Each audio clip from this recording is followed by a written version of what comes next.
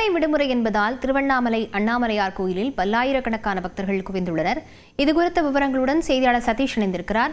சதீஷ், வழக்கமான கூட்டத்தை விட அதிகமாக இருக்கிறதா? கூட்டத்தை கட்டுப்படுத்த காவல்துறை எதுவும் நடவடிக்கை மேற்கொண்டிருக்கிறார்களா?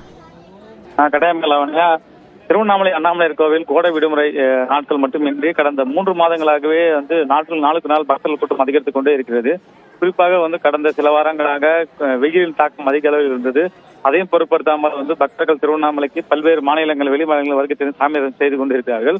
குறிப்பாக இன்று ஞாயிற்றுக்கிழமை மற்றும் கோடை விடுமுறை தினம் என்பதால வெயிலின் தாக்கம் சற்று குறைவாக, மழை நேற்று 2 தினங்களாக பெய்ததால் வெயிலின் தாக்கம் குறைவாக இருந்து கொண்டிருக்கிறது.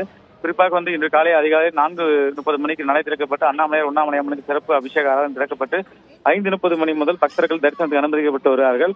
குறிப்பாக தமிழகம் மட்டுமின்றி தெலுங்கானா, ஆந்திரா, கர்நாடகா போன்ற வெளி மாநிலங்களிலிருந்து பல்லாயிரக்கணக்கான பக்தர்கள் திருவண்ணாமலைக்கு வருகை தந்து காலை முதலே நீண்ட வரிசையில் காத்திருந்து சாமி தரிசனம் செய்து வருகிறார்கள்.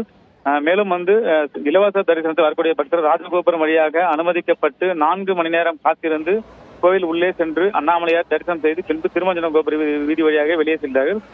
அதே 50 ரூபாய் கட்டண தரிசனம் வரக்கூடிய பக்தர்கள் கோபுரம் அம்னியம்மன் கோபுர வீதி வழியாக உள்ளே சென்று 2 மணி நேரம் காத்திருந்து சாமி தரிசனம் செய்து வருகிறார்கள்.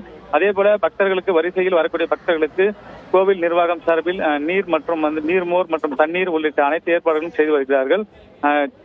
தினந்தோறும் இன்று மாலை வரை கிட்டத்தட்ட 50,000க்கும் மேற்பட்ட பக்தர்கள் சாமி தரிசனம் செய்வார்கள் என கோவில் நிர்வாகம் சார்பில் கூறப்பட்டு வருகிறது.